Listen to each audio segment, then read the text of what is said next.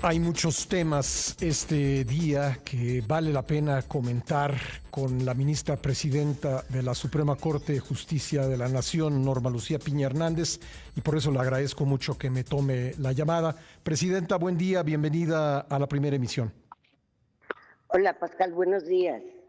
Bueno, pues comenzaré por lo coyuntural, ministra, si me permite. Ayer los trabajadores de la Suprema Corte votaron y pues de los que votaron una amplia mayoría optó por una decisión inédita, entiendo, en la historia del máximo tribunal de nuestro país, que es suspender actividades. ¿Cuál ha sido su primera o sus primeras impresiones al conocer esta noticia? Mire, los colegios de secretarios que comprenden funciones jurisdiccionales, básicamente de cada ponencia, emitieron una convocatoria para celebrar una asamblea y decidir al respecto. Ayer en la tarde nos comunicaron los resultados de esta convocatoria. Y entiendo que ustedes en el Pleno lo van a discutir y van a tomar una decisión de cómo debe, pues qué decisiones debe tomar el Pleno en función de esta decisión de los trabajadores de la Corte. Exactamente. Vamos a tomar conocimiento de lo que resultó de esta convocatoria, de esta asamblea, y platicaremos y decidiremos el Pleno de la Suprema Corte hoy mismo. Hoy mismo, ¿a qué hora será? ¿A qué hora están convocados los ministros, Presidenta? A las 11:30 normalmente es la convocatoria a sesión de Pleno.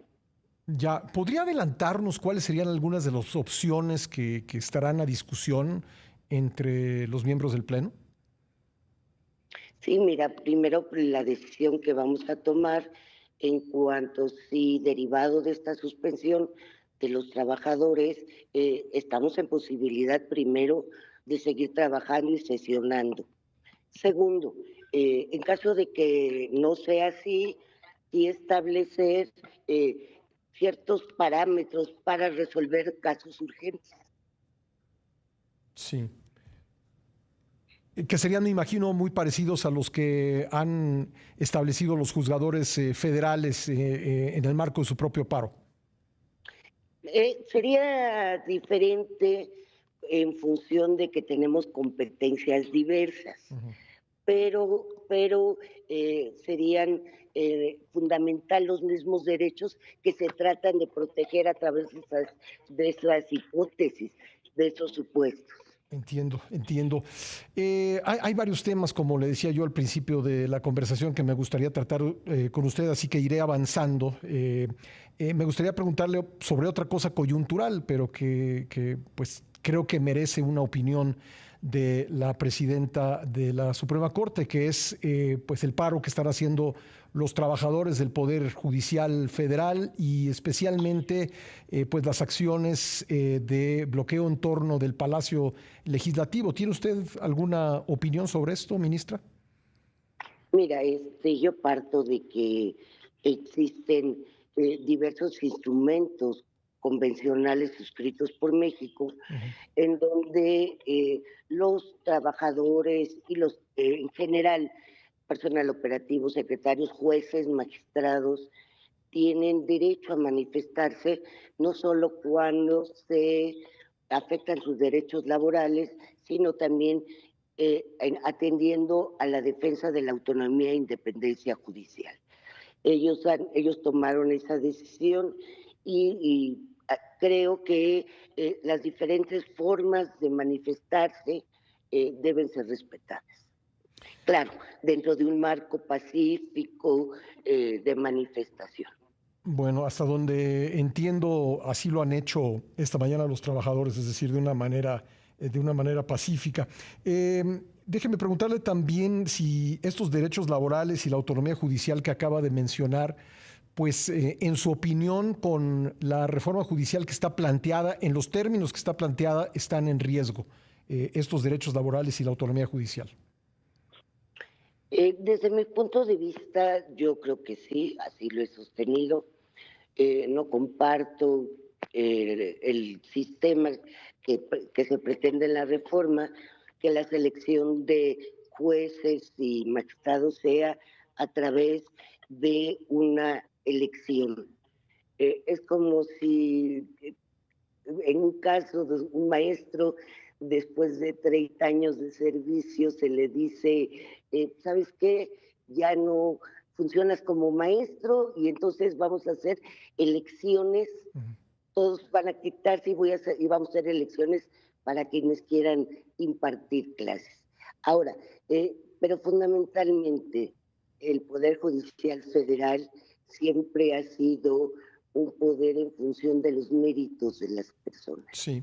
Y, y esto se ve afectado eh, se rompe totalmente con el sistema meritocrático del Poder Judicial Federal.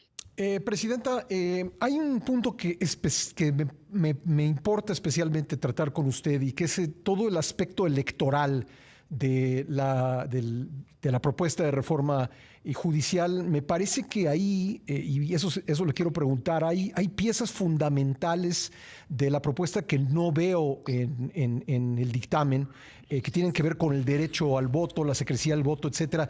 Tengo que hacer aquí una pausa y me disculpo con usted por eso, pero me gustaría, si puede esperarme, que regresando a la pausa pudiéramos hablar específicamente de eso. Claro que sí. Volvemos en un Gracias. momento. Gracias.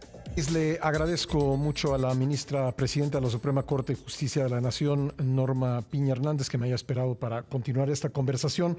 Ministra, revisando el dictamen, tengo la impresión de que hay pues, muchos aspectos de la elección, de la eventual elección de juzgadores que no están explícitamente contemplados. Y me llama la atención porque en otros momentos, en momentos de reforma electoral en este país, creo que se ha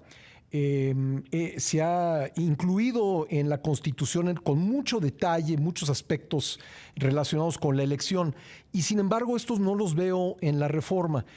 Aquí hemos platicado con diversos especialistas, juzgadores, entre ellos que nos han dicho que como está planteado el dictamen, habrá que escribir el nombre de los juzgadores por los que uno quiera optar como elector y que este proceso puede ser pues muy tardado, mucho más tardado que cruzar el emblema de un partido político. Entonces, una cosa que me preocupa a mí en relación con el derecho al voto y la secrecía del voto es que quizá el tiempo que tarde un elector, un ciudadano, en la mampara de la casilla haciendo este proceso puede ser mucho más largo y no veo yo que esta iniciativa de reforma, este dictamen contemple pues ampliar los plazos en los que se lleva a cabo la elección. Son una de tantas preocupaciones que he tenido en días recientes al hablar con especialistas. No sé qué piensa usted al respecto, sobre todo la parte electoral de este proyecto de reforma.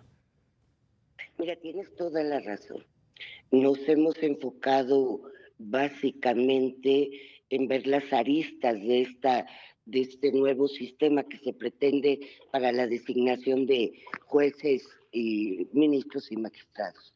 Eh, Sin embargo, tenemos que tomar en cuenta que el Poder Judicial es uno de los poderes de la Unión.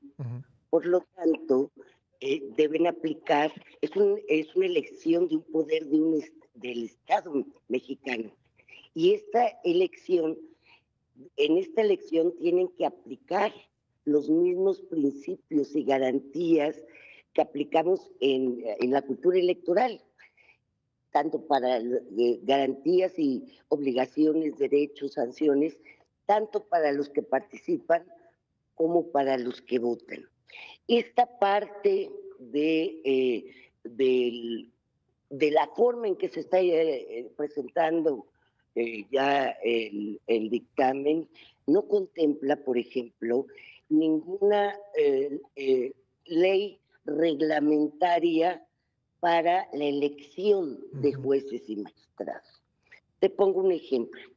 El proceso electoral dice que inicia el día que entre en vigor el decreto y que el INE emitirá acuerdos generales para la organización de las elecciones. Es lo que contempla este dictamen. Que 90 días 30 días después, naturales, de la entrada en vigor del decreto, se va a emitir una convocatoria por parte del Senado y que 90 días posteriores, a partir de la entrada en vigor del decreto, se realizarán las adecuaciones a las leyes. Es decir, no tenemos ninguna reglamentación, no hay nada. Pues Si sí, partimos sí. que empieza un proceso electoral sin reglas, violando ahorita te digo cuál, el 105 Constitución en cuanto a la veda electoral, es decir, en todo proceso electoral las reglas tanto para los participantes como candidatos como para los electores no se pueden variar en un plazo de 90 días anteriores por seguridad jurídica, por certeza. Aquí no va a operar. ¿Por qué? Porque no hay reglas. Entramos a esta elección sin ninguna regla. Todo se va a ir construyendo, pero ya estamos dentro de un proceso electoral. Otra cosa que me preocupa, ministra, es que de acuerdo con el dictamen, en la boleta, que habrá pues centenares de nombres probablemente, se va a distinguir qué nombres propone cada poder y eso no contribuiría a dirigir el voto y con ello no violaría pues la libre decisión del ciudadano. Sí, sí, tienes toda la razón, pero además violaría un principio fundamental electoral que es el principio de equidad en la contienda. Es decir, si a través de una narrativa, por ejemplo, se ha dicho que los jueces federales somos o son corruptos, una narrativa que no comparto y creo que muchos ciudadanos no comparten, pero eso puede llegar a orientar una decisión, pues por esto no voy a votar. Pues sí, porque Voy a los votar proponen por este corruptos, entonces deben ser propio. corruptos, ¿no? Digo, Exacto, esa es la lógica esa es la bizantina lógica. de ese planteamiento.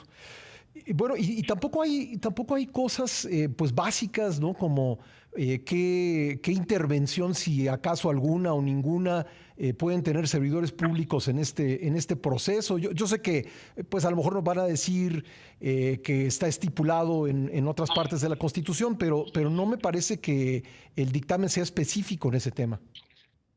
No, no lo establece, como no establece, a mi juicio, muchas consecuencias. Y te digo, lo más grave es que puede no establecerse en la Constitución, pero sí tendría que estar establecido en las leyes reglamentarias. Y no tenemos, No, no hay. y a lo mejor dirán, bueno, es que las aprobaremos después, pero si va a haber una elección en junio del año que entra, pues ahora sí que yo pregunto a qué hora, ¿no? Y con qué proceso de discusión. Y vuelvo al tema del tiempo que tardará el elector y que probablemente pues haga que muchos que estén en la fila pues desistan de participar, ¿no? Si uno se va a tardar ahí, pues no sé, 15 minutos, media hora llenando nombre por nombre, escribiendo los nombres, cosa que creo que nunca ha sucedido en la historia electoral mexicana fuera de los candidatos no registrados, a lo mejor eso no contribuye a que haya una participación amplia, Presidenta. No sé qué opine. Sí, son dos cosas. Que esto lógicamente va a bajar la participación ciudadana en sentido común, como bien dices, y si lo que se busca es una legitimación a través de un voto, y ese voto es con un porcentaje muy menor, ¿qué legitimación van a tener jueces y magistrados designados a través de este sistema? Pero además, ¿cuánto tiempo cuáles van a ser los horarios de casilla? Sí. Si se va a abrir, si se va a aumentar el tiempo, cómo se va a resguardar. Todo eso puede estar en un acuerdo, en una ley reglamentaria. Te digo, el problema es que inicia el proceso electoral sin ninguna regla. Pues sí, digamos, estamos ya en septiembre para estos momentos que estamos hablando usted y yo, ya tendrán que haber tomado posesión pues los nuevos ministros de la Corte que surjan de ese proceso. Me quedan un par de minutos, ministra, no sé si quiere agregar algo sobre el particular. No, te agradezco mucho tu entrevista y yo solo parto de que, ¿por qué el judicial no tiene el mismo peso que el legislativo y el ejecutivo en materia electoral? ¿Por qué nos sitúan en una posición de carácter totalmente excepcional si es que nos llevan a este sistema de designación por elecciones? Pues sí, porque digo, las elecciones que están, como están planteadas en el dictamen, serían, además de que no están normadas, serían completamente distintas que las que se realizan para los otros dos poderes. Habría una gran diferencia y realmente pues creo que eso es, pues es un contrasentido. Pero bueno, esa es mi opinión. Ministra, le agradezco muchísimo que me haya tomado la llamada. No, al contrario, un gusto saludarte a ti y a tu auditorio. Gracias, Igualmente, Pascal. gracias ha sido la ministra presidenta de la Suprema Corte, Norma Lucía Piña Hernández.